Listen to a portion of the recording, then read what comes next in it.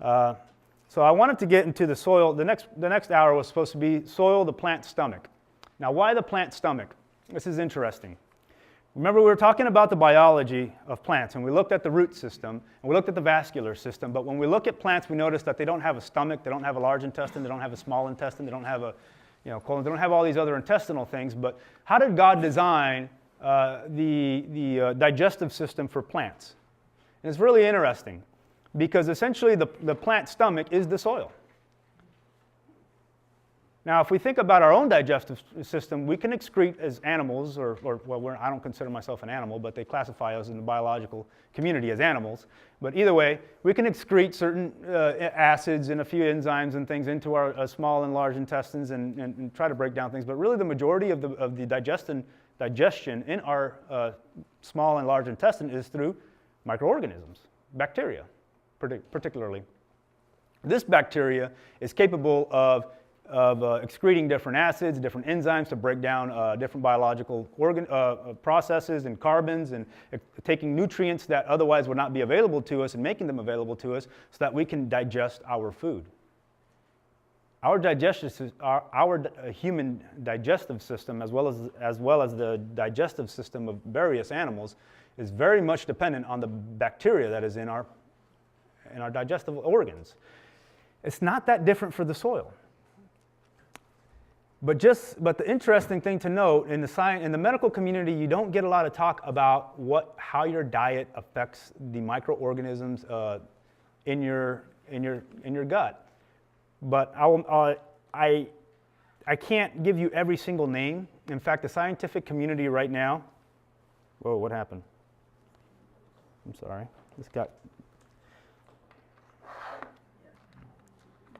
The scientific community right now for soil, or for biology, bacteria and fungus, there are so many organisms out there, the number, they don't even know the number. It's in the trillions and trillions of different organisms. And because it's so diverse, what they do is that they have decided to stop naming it the way that they normally name it. So they're not calling them just bacillus this, or azotobacter that, or et cetera, and giving it all these different genuses and families. What they have decided to do for soil science is get away from that whole naming that the rest of the biology science discipline uses, and go to simply just 16S RNA sequencing, which is taking a certain portion of the DNA code for bacteria and naming them based off of the deviations in the genetic code of bacteria, and then the same thing with fungus, except they use the 18S DNA sequence for fungus and the 16S DNA sequence for bacteria. It's so complex, it's so diverse, that they themselves don't even know how to name it. That's how crazy it is. That we mankind, even the smartest people out there working on this thing, have no idea what to call these organisms. So they just got away from the stereotypical method of doing things. So when you start looking at genetic diversity, so now everything is about genetic diversity and not trying to identify one particular species or a different particular species. So when we start looking at the genes, what we're doing now is we start comparing the genetic diversity of bacteria that we find in any particular soil. And then we start thinking of the conditions that the soil needs to be in order to see these deviations in genetic diversity. And what they have discovered simply is that there is a significant amount of change in the percentages of certain genes based off soil conditions. So, an example is, when we look at soils that are confined feedlots, and we start looking at the percentage of the bacteria that you find in there that fall under the category as acidophiles, which means that they survive in high acid environments, which is what? Our digestive system, right? Our digestive system is a high acid environment. Most of our organisms here should be acidophiles. So when they look at that, what they discover is that the soil has huge percentages of acidophiles. If you go to the forest, you find that a lot more fungus there. And if you go to agricultural fields, you find less fungus, less bacteria, but then you find some other species that are not so favorable. So what they start noticing is that really it's all about what you're doing with the soil. If you want to know what percentage of bacteria or genetics are in your soil, you have to start looking at land use management. What are you doing with that particular piece of land? So when we start to consider management and applying certain inoculants that you find, you really need to consider what are you putting down, and are you really going to make adjustments in that soil based off the inoculant, or is the environment in that soil so different that no matter what you inoculate it with, you're just going to kill them all? And I'll give you an example that is not microscopic. I'll say, okay, we as human beings, what is it, 65, 68, whatever in this room. Imagine you cook all of us, just like we are right now. Basic coats, basic sweaters, and you dumped all of us in Antarctica. How long would we survive? We wouldn't survive very long, would we? So it's the same idea with inoculants. If you do not change the environment in that soil, and you go out and you spend all this money in inoculants and you dump them in there, what's going to happen? You're just going to kill them all. It's all that ever happens. So you get on these websites and they make real big promises, and when you buy these things and you put them in, oftentimes it doesn't work. Why? You got to change the environment. Well, what do you do? Well, this class is not going to necessarily discuss on what to do. I think that other people here have already discussed quite heavily on what to do to change the environment in that soil. But essentially, you got to get the chemistry balanced. When you get the chemistry in your soil right, your biology will follow. Because when you get the chemistry right, you get the environment right. And when you get the environment right, the bacterial organisms that thrive in that environment will thrive. And the ones that don't thrive will not thrive. They'll die off, and there'll be less of them there. But that would be my suggestion to do that. Now, we're going to get into the soil food web. Now, when we start speaking on phosphorus, I'll talk a little bit about the other anion exchange capacity. And what I mean by that is we hear a lot about cation exchange capacity. It's been talked a lot at these conferences. I'm going to talk a little bit about anion exchange capacity and what William Albright considered to be anion exchange capacity. And that essentially is the soil food web. Now, what is that? The soil food web. Has anybody ever heard of that term before? Okay, great. I was scared there was going to be no hands. I got maybe half a dozen hands. That's great. So the soil food web is essentially the cycling of carbon through the soil. What does that mean? Anything that ever used to be alive. Anything, including us. We all go to the dirt. Ashes to ashes, dust to dust, is what the Bible says. From the soil we came to the soil we shall return was a curse that God gave to Adam, subsequently to each and every one of us. It is no different for every single piece of biological life on here. It's all going to eventually die. But at some point, it was all alive. So when all of this looks at from the small animal bird being up there pretty high, trophic level, all the way down to your bacteria, your protozoa, and your fungi, and how exactly these nutrients move. When we get back in the next hour, I'm going to talk about the soil food web and a few of the other nutrients, and we're going to take off from there. Thank you.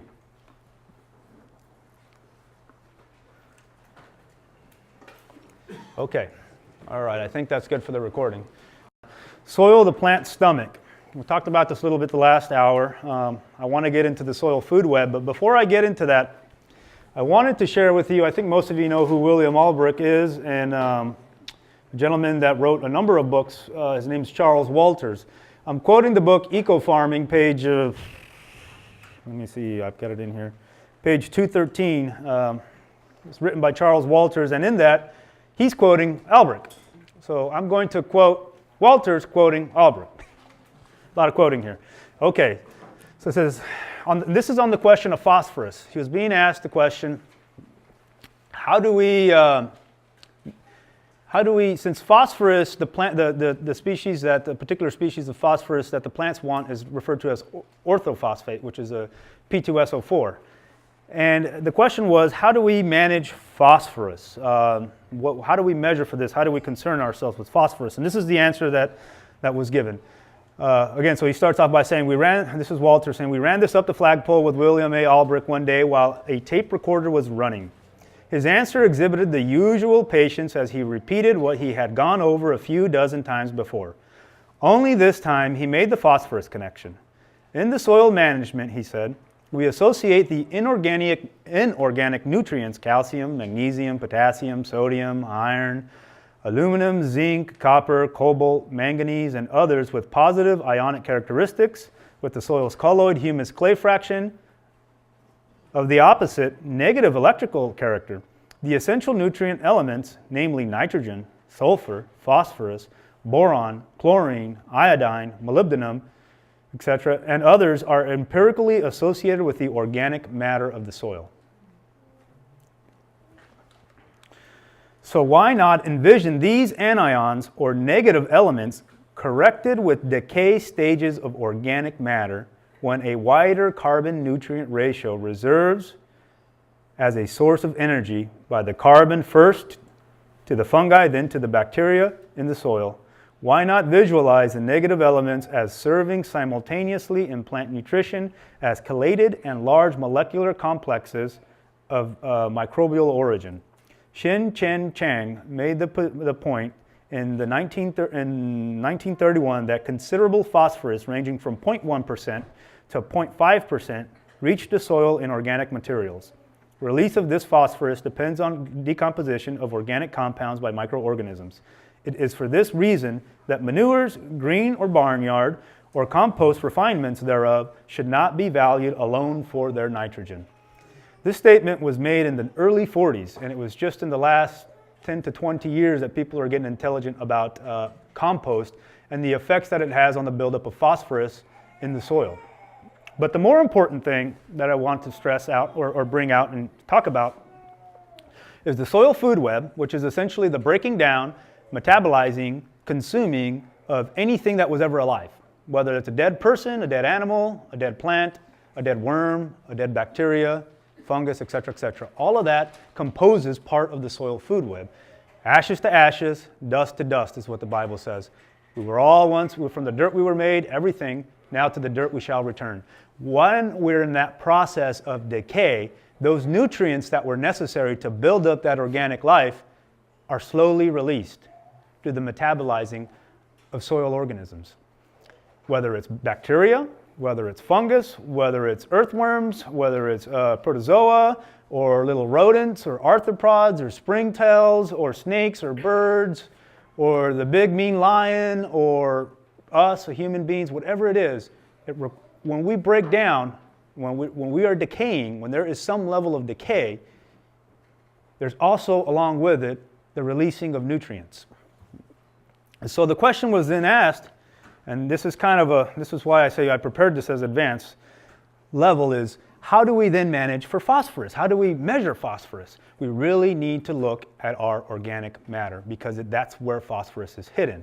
I shared earlier how phosphorus will combine with calcium to form bonds that are not broken by any type of plant exudate or even bacterial. Except for one species of Bacillus metallitis, I think is what it's called, that can actually break down phosphorus. And then otherwise it's fungally. It happens through fungus. And some of its exudates can break it down. And I have some images I'll show you in the sixth hour of this presentation with respect to basalt and other minerals that were taken recently at Oregon State University with a helium electron microscope, and it shows exactly the kind of weathering that fungal hyphae puts on basalt and other minerals that form in the soil. But for now, what I really want to share with you is that the bulk of that phosphorus is coming from your organic matter.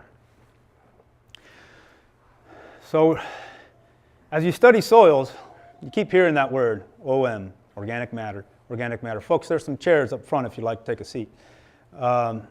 So we really need to, it seems like with soil science and with improving soils that it all goes back to organic matter. And this is why so many people jumped on the compost bandwagon, including some of the early reformers of agriculture, if you want to call them that. What were their names? Rodell, even Steiner hopped on that bandwagon. He added a lot of hocus pocus to it with some of his spiritual applications that he wanted to make and his bullhorns and other funky stuff. But the real thing, the real magic that was being done there was the fact that he was recycling nutrients. He was bringing in organic matter. None of the other occultism really favored him at all.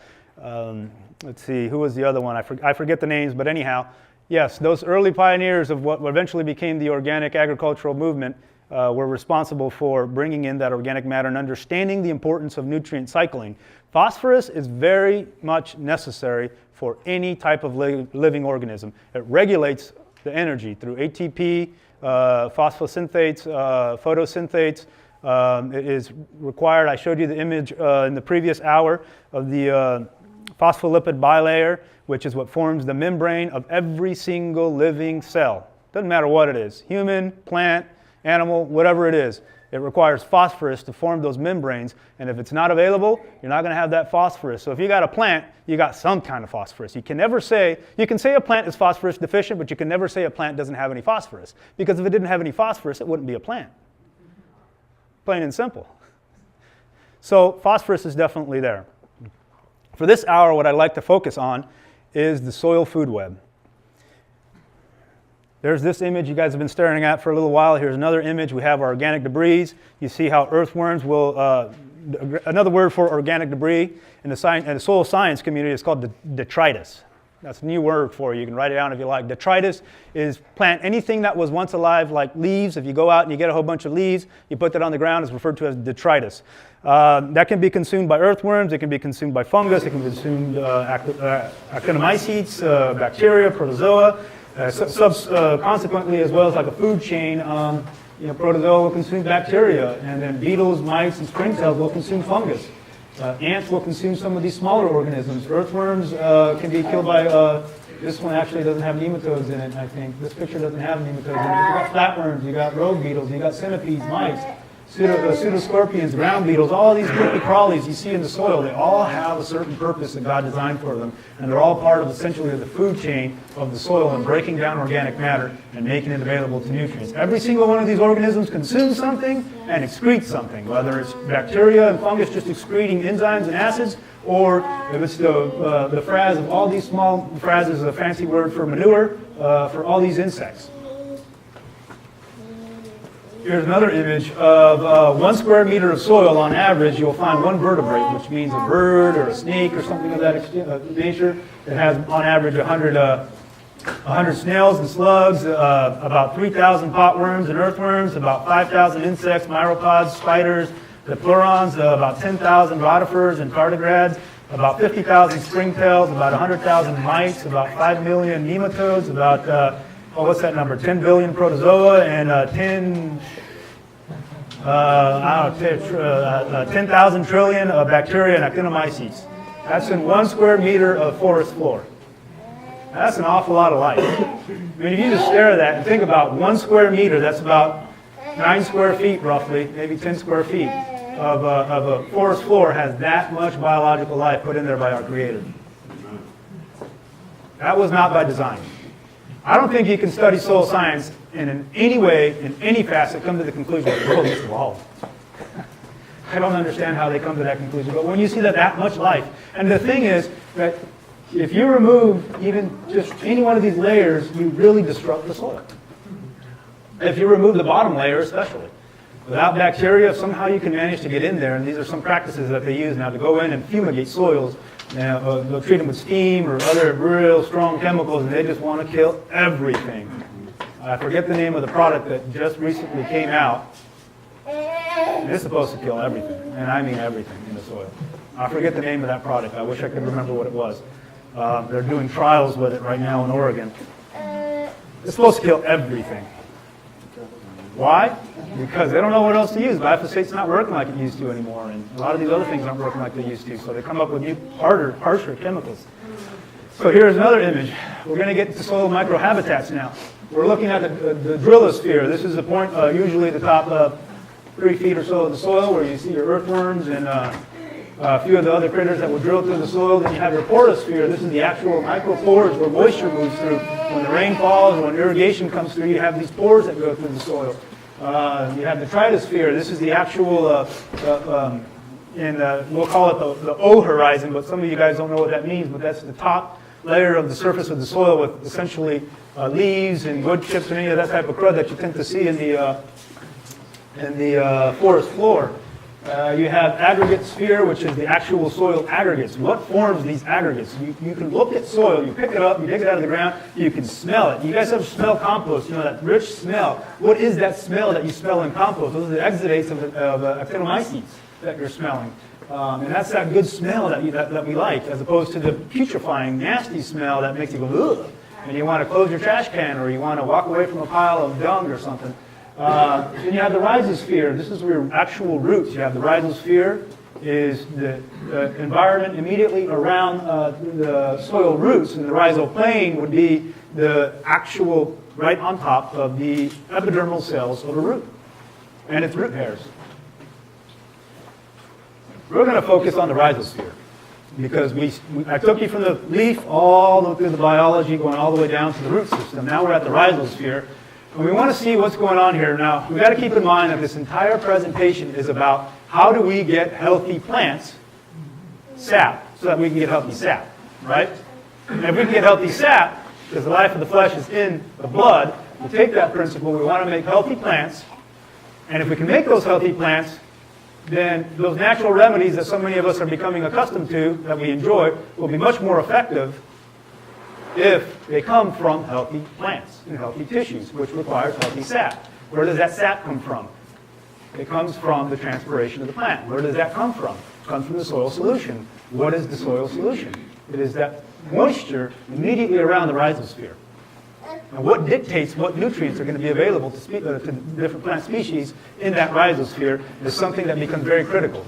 We've talked about, I think a lot of folks have talked already about chemistry. We balance that chemistry that gets those nutrients balanced on your clay colloids and your humus colloids. But we also need the decay to be right. Now, in that rhizosphere, this is why I call it the plant stomach. The majority of the bacteria is found either in the rhizoplane or the rhizosphere, which means it's immediately adjacent to the roots. Why? One of the gentlemen here asked a question about the organic matter decomposition reducing with changes in chemistry. So if our pH is really high, most bacteria want a pH around 7.4 or I believe 7.4 to 7.0 for roots and bacteria. They want that pH there. Now, this is not bulk pH, okay? When you take your soil to a lab and you have it measured, that's bulk pH. They come back and they tell you the pH of your soil is 6.5 or 6 or 5 or whatever it is. That's bulk pH. We're talking about microenvironment pH of a root or a bacterial organism. That is the pH immediately around that organism, protecting that organism and balancing chemical processes inside those cells.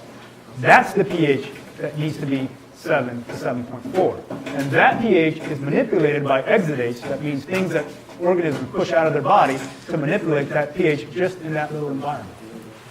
So, plants will also push hydrogen ions out of their root cells to manipulate the pH in the rhizosphere and in the rhizoplane. So when plants do this, bacterial organisms will move there because they don't have to expel energy to produce that same pH, to manipulate that pH. So if you can think of it like this, how much energy does it take for you to stand outside in the cold and shiver and shake and keep yourself warm versus just coming inside this room? Right? If you had to think about how many calories your body would metabolize being outside in the cold versus just hanging out inside by the fire, you wouldn't have to eat so much, but that doesn't keep us from eating a lot, but you don't have to, you don't have to utilize that energy. It's the same for bacteria. They want to be where the environment is going to be most suitable for them. And if that environment is going to be, it's going to have a pH closer to what their desired pH is, then it doesn't have to metabolize as much carbon. So when you let me rephrase that. When you balance your soil chemistry, you will usually balance the pH. It'll fix itself, usually. There are some exceptions. There's a few soils out there that are real crazy, but for most soils, you'll correct that pH. When you correct that pH, microorganisms no longer have to metabolize as much organic matter, which means energy, to manipulate their environment so that they can survive. You guys got that? And if you're not metabolizing as much organic matter so that you can manipulate your environment so that you can be comfortable, then your organic matter will actually build up in your soil. which means that you will see increases in that percentage of organic matter, both biologically active, intermediately active, and stable organic matter fractions. All three of those fractions of the organic matter will stabilize. It will begin to build up if you can get that right. So you can see just off the top of your, without doing a whole lot of, or without having a whole lot of understanding of the sciences, why pH is given so much respect. Unfortunately, how to get it right is usually not given that much respect. They turn to lime some more, or other things, but they don't get it right. Oftentimes they also turn to ammonium-based fertilizers. Ammonia, which is NH4 positive, will quickly be metabolized, which is called through ammonification, to be formed into nitrate. When it does this, it releases 2 hydrogen ions for every single element of ammonia. So what does that do to your soil? It acidifies your soil. It doesn't matter the form of ammonia. Plants will only take 2 types of nitrogen. They only like it in 2 forms. Either they want it in ammonium or they want it in nitrate. Nitrate is NO3 negative. Ammonia is NH4 positive.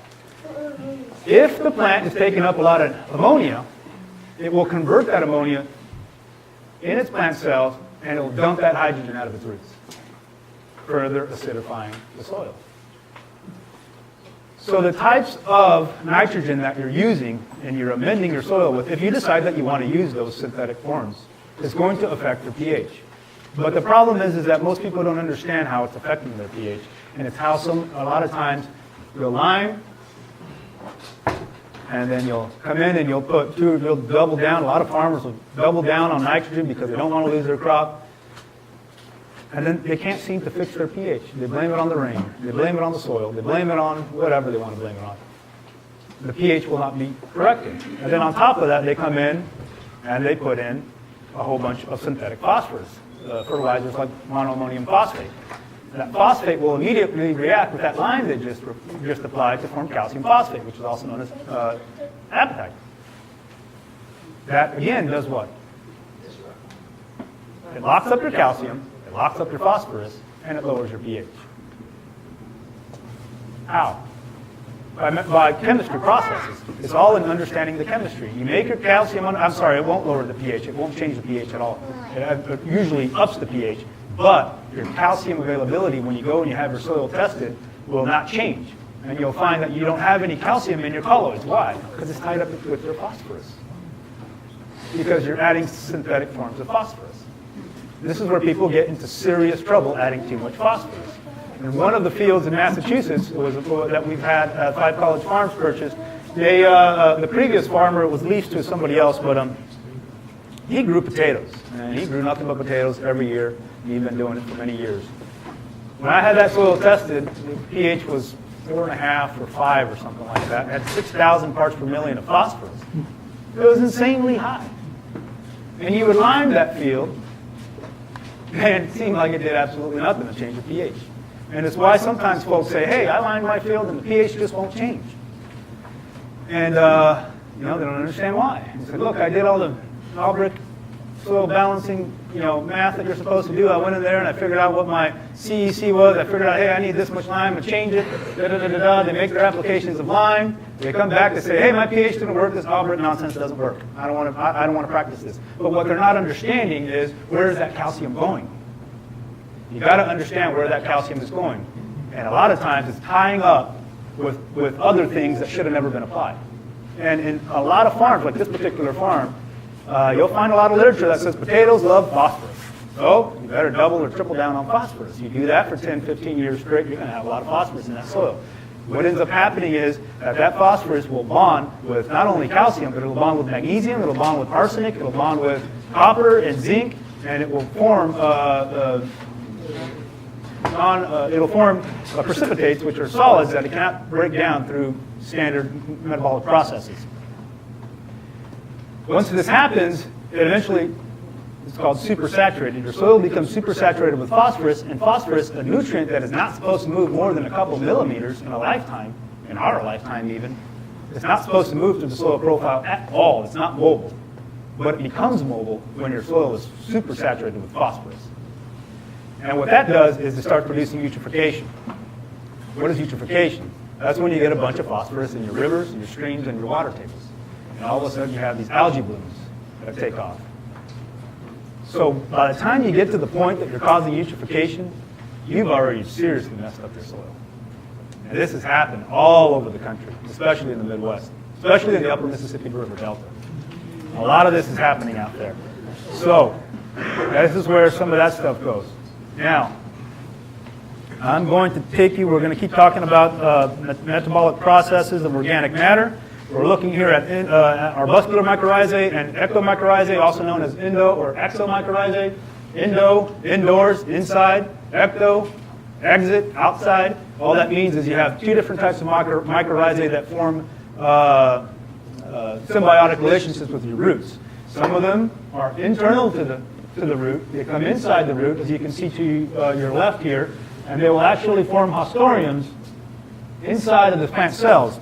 This is very similar to the way Phytophthora infestans works and many other funguses that are actually pathogenic, that kill your crops. But this one is not pathogenic. This is symbiotic. What that means is that it uses pretty much a lot of the same tools, but it doesn't seek to kill the plant. What it wants to do is actually form a relationship and share things. Exomycorrhizae, you see to your right, will form around the root system and protecting the root system mostly.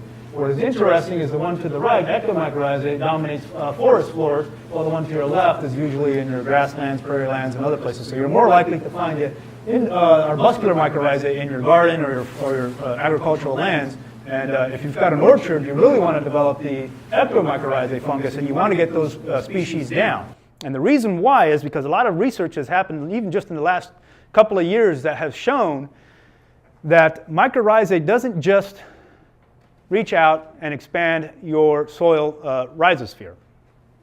Now, the rhizosphere, like I was sharing with you guys, is that area right around your root caps, right? And when a plant starts putting roots out, it's so small. I don't remember, it was 0.01 or 0.001% of the overall volume in the soil. In other words, the surface area is really tiny. To maximize that surface area, you need things like fungus.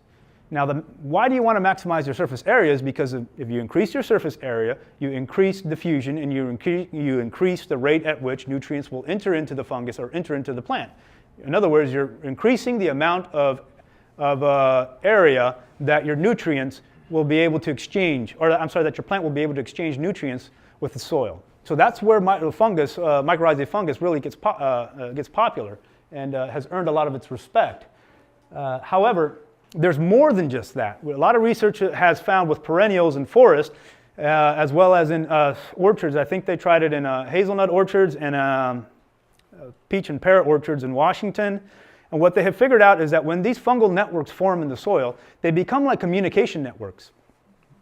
And when you look at an orchard, they all begin to interconnect because fungal organisms are huge.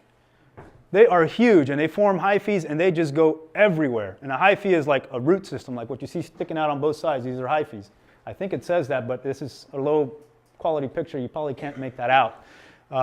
They start to form these hyphae that go everywhere, and they begin getting into all these different roots, and they start going down into the parent material in that soil, and they start weathering that material, accessing nutrients that the plant could never access. But they also, which is very, very crazy, they started looking to see, hey, let's just say we take these 2 or 3 plants over here in this orchard, and we put excessive amounts of nutrients there, and we don't put any at the far other extreme of the orchard, what would happen? And they started taking tissue analysis and making these additions and deductions in their amendments, and they put isotopic nitrogen in there to figure out what it was doing. And what they discovered is that nitrogen that was poured almost 300 yards away was found way out in a different orchard when they tested the leaf tissue. And what they discovered is that the fungus was actually sending nutrients to other plants and vice versa, so that they were sharing excesses and deficiencies to balance each other out. This is crazy.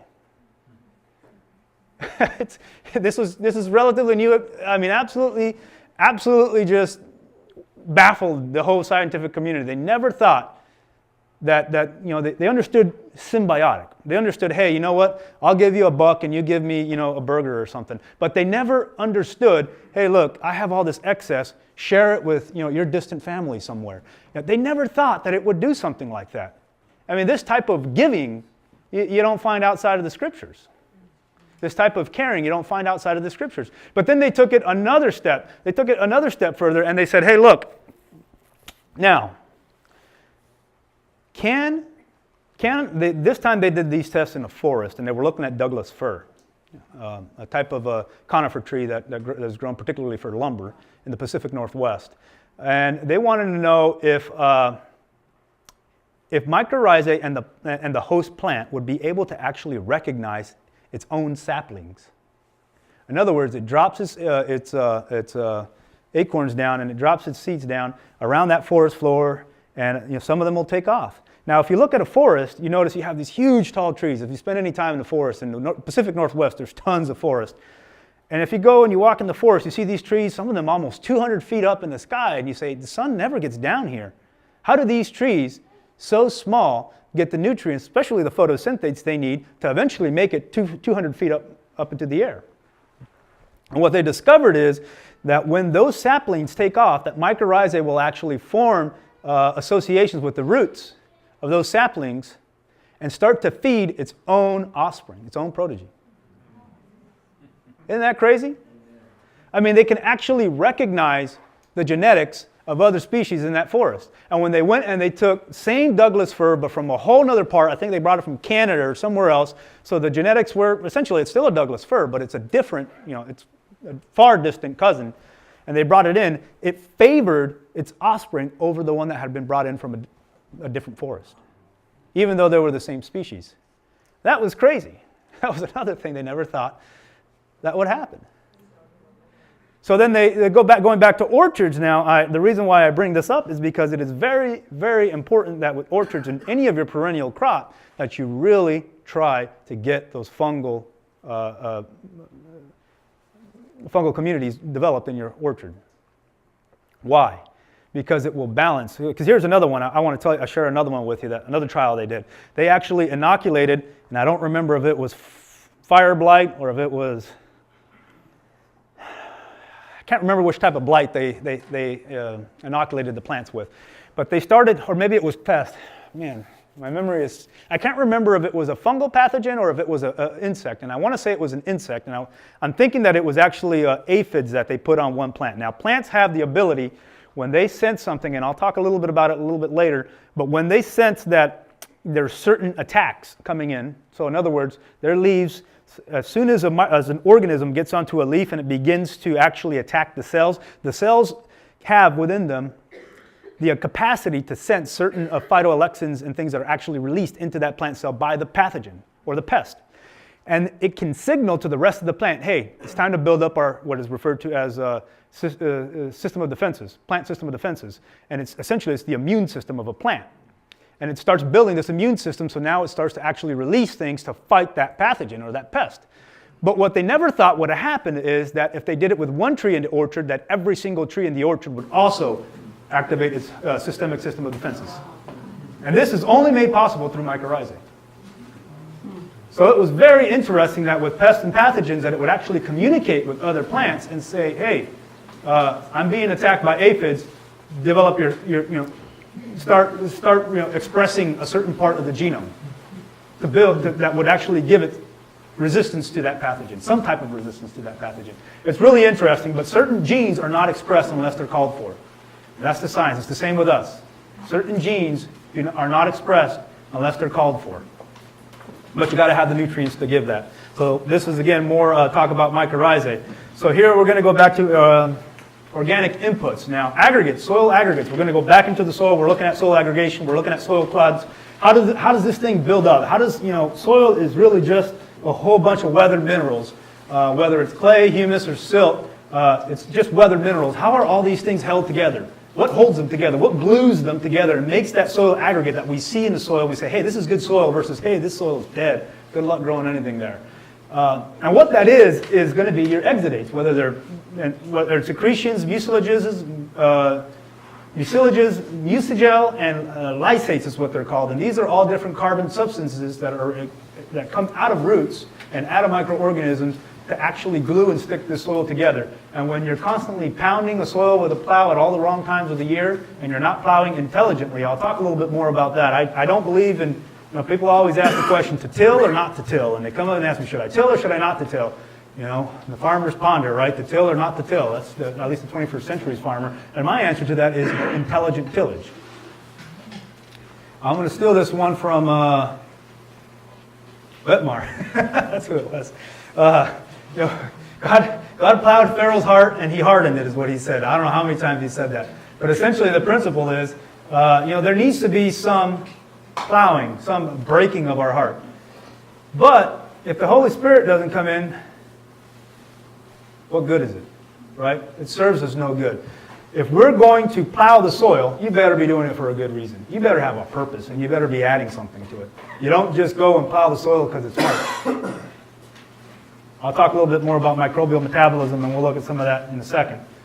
This is a chart looking at water effects. We're going to look at the water effects of microbial metabolism. So, what is that? I'm going to keep saying that word, and I want to make sure that everybody in this room understands what microbial metabolism means.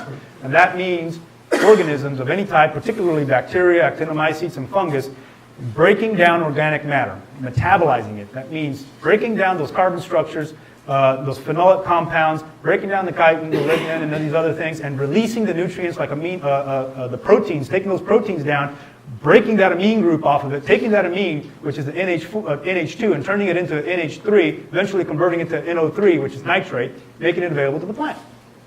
So how do you get a protein from a protein to a nitrate so that your plant can use it? Is a very intelligent intelligent process that, to me, only by design. But it's strictly microbial. This picture shows the effects of water. When the soil is desiccated, which is A, which means that there's some moisture in there, you'll never get all the moisture out again unless it's very, very hot, and you put it in an oven, and you heat it to 500 degrees Celsius. If you don't do that, you're not going to get all the moisture out of the soil. So you have some moisture in there. In those small micropores, in the soil aggregates, you will have bacteria, and you will have other soil microorganisms inside of there. The moment you begin to add moisture to it, they can finally move around. Once they move around, it's really, the soil is like the Amazon. I'm sorry, not the Amazon, the Sahara. You have lions, and you have cheetahs, and you have gazelles, and you have all this other stuff. If you could just take that all those images you have in your head when you think of National Geographic or Discovery Channel, and lions and tigers and all these things running around and chasing, water buffaloes and things like that, that's exactly what the soil is. Except you have all these different organisms that are chasing bacteria and protozoas and worms, and they just running around killing each other and eating each other. And every time they kill somebody, there's a whole bunch of nutrients released that are not needed. In other words, there's a lot of waste, but that waste is consumed by plants. That's why they say microorganisms eat first, and then the plants. That's why they say feed your soil. That's what's going on inside the soil. When the soil is saturated, supersaturated, that means you have 100% of its water potential. It won't be 100% water potential because the soil, that would be in a glass of water, but 100% of the pore space is consumed with water, or full of water. There's no air in that soil. Microorganisms can now move to that soil. Through diffusion, nutrients will move, organisms will move, and things will just get around that soil so fast, and it happens quick. Diffusion is, milliseconds. You're talking about an element of magnesium moving from, one particle to a different particle is something that happens very quickly. But it happens with saturations in soils. There has to be, God made by design, these fluctuations of moisture and lack of moisture, and then you're saturated, you're flooding, and then you're drying, and then you're somewhere in between. Because when these processes are happening, there's differences in the way that microorganisms move around, how they metabolize organic matter, and what organisms get to die, and what organisms get to live. So that makes a difference of when the lion catches the gazelle and when the lion doesn't catch the gazelle in the soil. It's very interesting how this moves. Then you also have changes in gas transport. We need oxygen going down there. You need you need carbon monoxide, you need all these different gases, especially nitrogen. 78% of the air is nitrogen. If we're going to fix rhizobium, that species of bacteria that fixes nitrogen so well, is going to actually fix nitrogen, you need gas exchange. You need that nitrogen gas to get into that soil in order for it to do it, right? Whatever gas was put in there when you tilled that soil is going to be long gone just a few days after you tilled it. So how does it continue to fix nitrogen? There has to be gas exchanges. So this is why you don't want to have it fully saturated with water, because there's hardly no gas exchange. If you look at the chart there in the middle in B, I don't have a pointer stick, but over here you see gas transport and then volumetric soil moisture. The more moisture you have in the water, the lower your gas exchange. Your solute transport will move. Metabolic costs come down. In other words, it requires less energy with more moisture, and more energy with less moisture for microorganisms to move through the soil. Predation, it's just like above ground predation. This is soil below ground predation of predatory species attacking other species that are usually herbivore or some other heterotrophic bacteria. Will actually increases that water volumetric soil moisture increases. This is a slide that you can stare at for hours here and just think about and ponder the differences in the behavior of microorganisms within the soil based strictly on water effects, nothing else. How much water is in that soil? Here's another one, fungal bacterial ratios based off of pH. What does pH have to do with our fungus to bacteria ratios? What we have found essentially is that the more acidic a soil is, the more favorable the environment to fungal pathogens. So I talked about the genetic diversity of different species in a soil. And this is one of the things where pH, just like moisture, at the bottom of a pond, you're going to have all the same genetics that you have at the top of the hill. It's just that there's going to be a lot more anaerobic bacteria at the bottom of a pond than there will be at the top of a hill. You understand the difference? It's not that it's not there. It's there. It's all around us. It's just that it's the environment for the anaerobic bacteria is favorable at the bottom of a pond versus at the top of a hill. It doesn't mean those species aren't there or that they can't get there. It's a difference in moisture. Now we're looking at a difference of pH. Okay, you got both these charts here, as well as carbon to nitrogen ratios is another fungal to bacteria, or another characteristic that will dictate whether the soil is predominantly fungal or bacterial. And you see the chart here showing if your carbon is very high, you're going to favor fungal organisms. Why? Because fungal organisms are the only ones that can break down chitin. Bacteria can't break it down. If you look at these complex carbon structures and the alpha and beta bondages that they have with the phenolic compounds, it takes certain enzymes to break those down. Bacteria is not advanced, or if you want to say advanced enough, they say it hasn't evolved enough, but whatever. I don't believe all that. But anyway, it's not as complex, and it doesn't make those exudates to actually break down those bonds and break down those high carbon plant tissues that you would find in, say, a wood chip pile. So your what was that? I forget. Back to Eden, thinking it's not going to work there. It's going to tie up so much of your nitrogen. It never fails.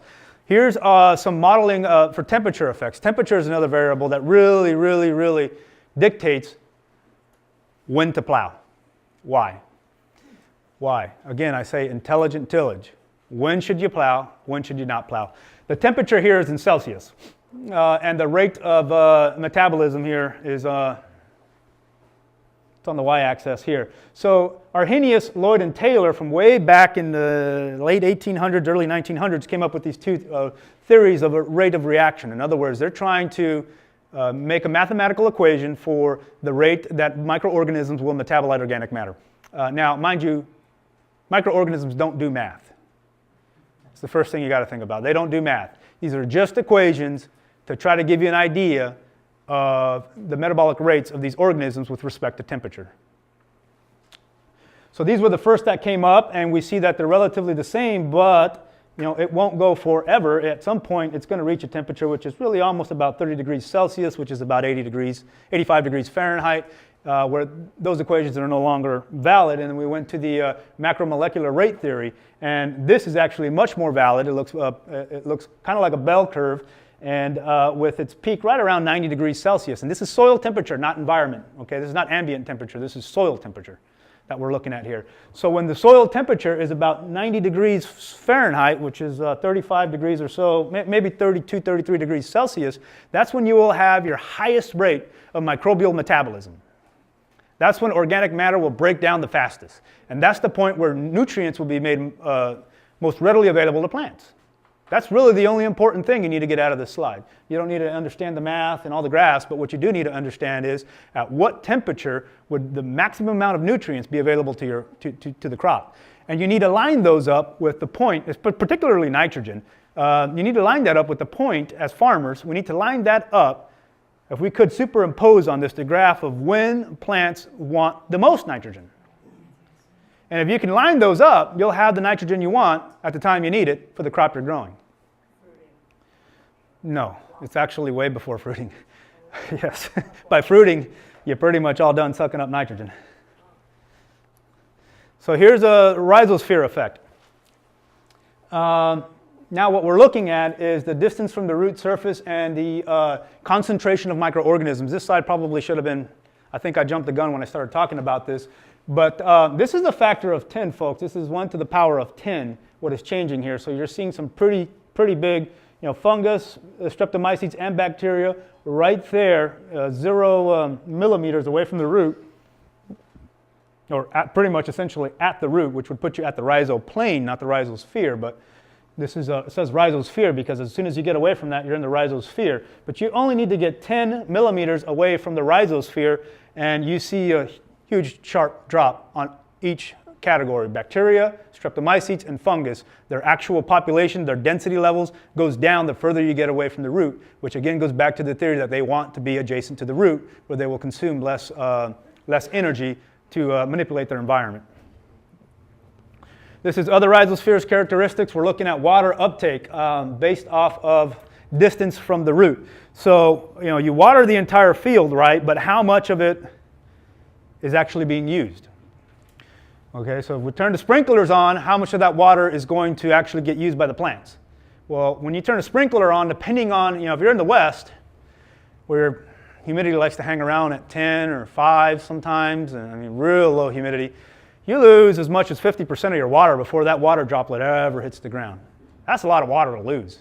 And then once it gets to the ground, you're watering the entire field, but you've got, say, a row crop like corn with the 30-inch spacing. What does that mean for water consumption?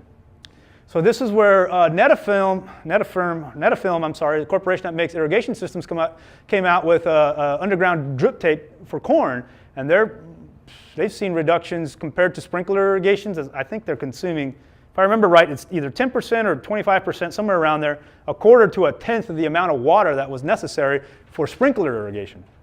And that means a lot when you're out west. And everybody here is from all over the country, but when you're out west, water is important. So we start looking now, okay, what is the water? Remember we talked about transpiration, the sucking of the plant. It's like a straw, sucking moisture from the soil through the plant all the way out the leaf, right? Bringing nutrients in with it. Now, where's the water disappearing and how far can that straw really suck? And this is what this graph shows. When you're 1 millimeter away from the soil, you pretty much can move almost all your water out of there. And as you start to get to about 2 centimeters, you've lost most of that negative pressure. In other words, 2 millimeters away from the soil, from the root hair, you're already losing. Your water consumption drops significantly. It's rather interesting. And the further you get away from it, the greater the effect. But pretty much, you can, by looking at this graph, you can say within the first 1 to 2 millimeters of that root hair, that's where the majority of your water will be pulled from. So it gives you an understanding of really where you need to be putting your water. These are compositions of exudates. We're looking at sugars, amino acids, organic acids, etc. There's actually there's some people that have talked about fertilizing with sugar. Sounds crazy, huh? But fertilizing with sugar, because the compounds will they'll cause, essentially it's a substrate. So your bacterias that consume that will actually survive, and mostly your bacillus, your lactobacillus, you can actually fertilize with, with dairy if you want to. You can go get the old milk that they don't sell at the dairies and actually dump it on your fields. And what that's going to do is going to drastically multiply your lactobacillus genus. Anything in the lactobacillus is going to just take off. And those are actually a lot of your anaerobic species that will break down organic matter at some of your lower depths where your air is not going in. I think it's been most effective in some of the clay soils where it's real hard to get the gas exchange and getting oxygen down there for some of this bacteria down there. But anyhow, these are some of the exudates that plant put out. So abscisic acid, that's a really interesting one. Abscisic acid has been used to reduce blossom end rot. Gibberellic acid is actually, both of these are plant hormones, abscisic acid and gibberellic acid. You also have catechol, which has a lot of things bonded to it, but these are all carbon, again, I said the science. This is all organic chemistry that you got to understand here to understand what is being broken down and how these things break down and how they work in the soil. Let's see, spatial extent of exudates. Okay, so we're looking at, again, 2 millimeters seems to be the rhizosphere. 2 millimeters, by the time you hit 2 millimeters away from your roots, your plant exudates have severely dropped off. So if your plants are going to be putting anything into the soil to manipulate their environment, really most of it is done within the first millimeter. And in this example, the exudates really don't get far. They really don't move. They stay pretty close to the roots. Here's another one. I told you that roots can actually manipulate the pH. So here we're looking at what they did here. These three images are the same exact photo, the same exact thing using different technology. So we see here a container. I don't remember. I want to say it was clover, maybe alfalfa, but I don't remember. It was a legume here. You see all the root hairs through here. Now, how does the pH change? How does it vary? Remember, I told you when you take your soil to get sampled and tested, they give you bulk pH. What we're looking at here is the pH at the actual rhizosphere and the rhizal plane. And you can see the changes and the enzymes that are released. And if you could put that image on top of the other image here, you notice that those changes where the most activity is right there adjacent to the roots, relatively close. So when your soil really varies significantly and what's going on based off of the roots, the exudates and microorganisms that are working with it. I think this is going to be our last slide here. Rhizosphere dynamics. We're looking again at the fungal hyphae. So the rhizosphere is where you want your fungus to actually make its physical connection with the plant. But those hyphae will take off and go all over the place and collect nutrients that will ultimately bring to the roots. And this one here we're looking at an amoeba and how it's, microorganism will stay adjacent to the plant. Organic matter will break down. So this is just, these pictures of organic matter is just, organic matter comes in so many shapes, sizes, and colors that they just use generic images to represent it. But this is just organic matter breaking down by microorganisms and releasing some of these nutrients. But you see the same thing down here with fungal hyphae will bring a lot of these nutrients into the roots as well. I believe that is going to be it. Yes, we are. Okay. So this is going to conclude this particular talk here. I think that I covered quite a bit of things here. I know some of this stuff is pretty heavy. I'm trying to run through it and use basic terms, but I really got to understand some of these things if you're really going to be profitable at what you're doing. You don't have to understand all of it, I don't believe, but you got to understand some of it, especially with water management and what roles you can expect microorganisms to play and how pH affects the soil. Questions? Boy, we had a lot. Okay. I'm sorry. I think it was a lady back here with the glasses. Okay. You mentioned that the pH will influence which microbes are favored, if it's fungal or bacterial, and I somehow didn't get... Okay. If a soil is predominantly acidic, it will be mostly, and I speak bulk soil pH, okay? If the bulk soil pH is predominantly acidic, it will favor fungal organisms. When you start, if it's mostly alkalinic, there'll still be some fungus, but not much. It's mostly bacterial and actomycetes.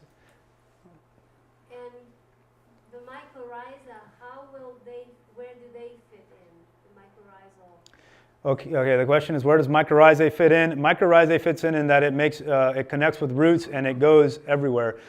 Mycorrhizae is a type of fungus. It comes in globular mycetes, actomycetes, basidiomycetes, a lot of different categories of fungus that are out there. But mycorrhizae and many other fungus will form symbiotic relationships with other plants and other organisms like lichens and things like that, and they'll spread out and they'll go down into the bedrock. Well, depending on how deep your soil is and what's there, they'll go into the rocks. They'll go into with other plants. It's a huge organism that is completely underground, and it really connects with almost everything down there. So where it fits in is a very complex question to ask. I just meant which pH favors it.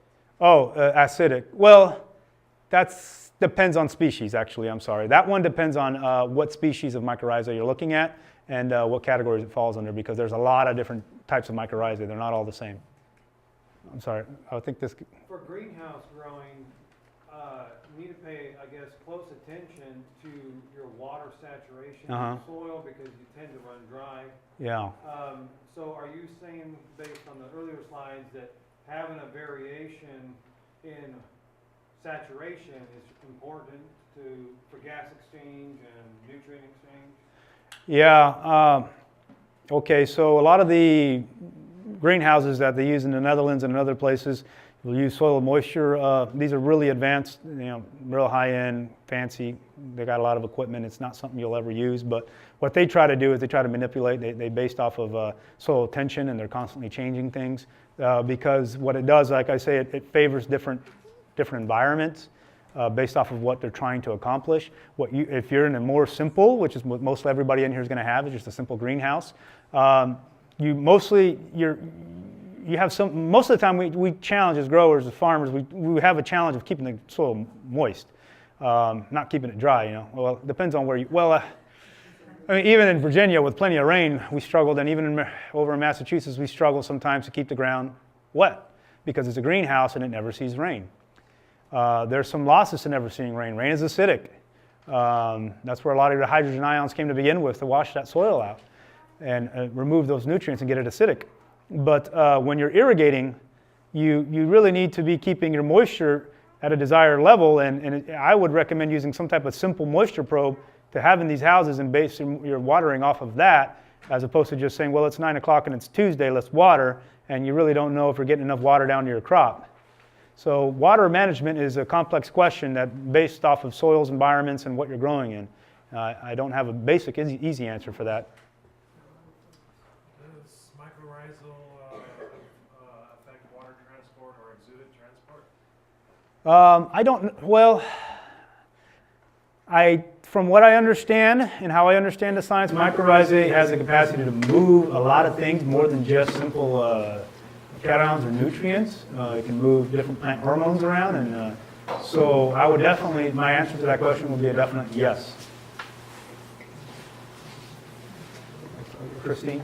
Yeah, you were starting to say something that soil temperatures were chilling, and then you went into the soil temperature for the highest rate of microbial activity Okay.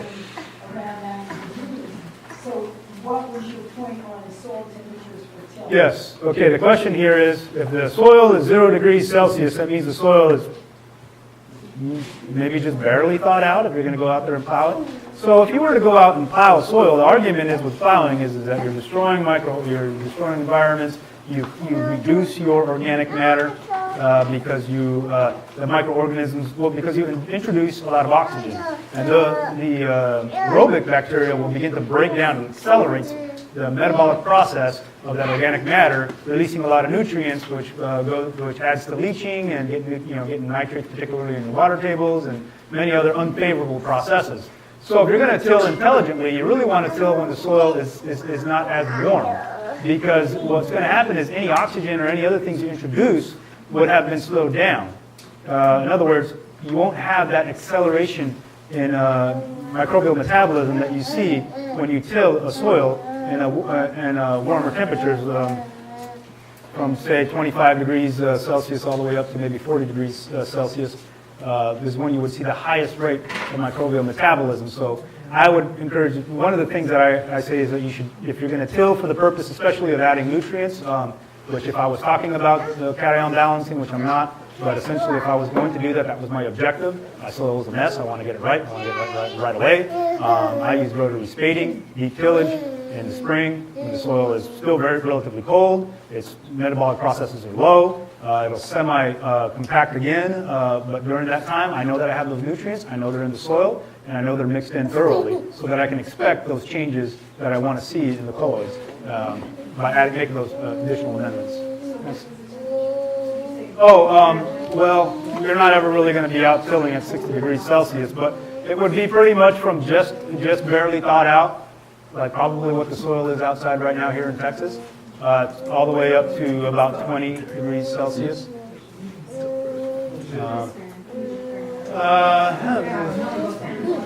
Okay.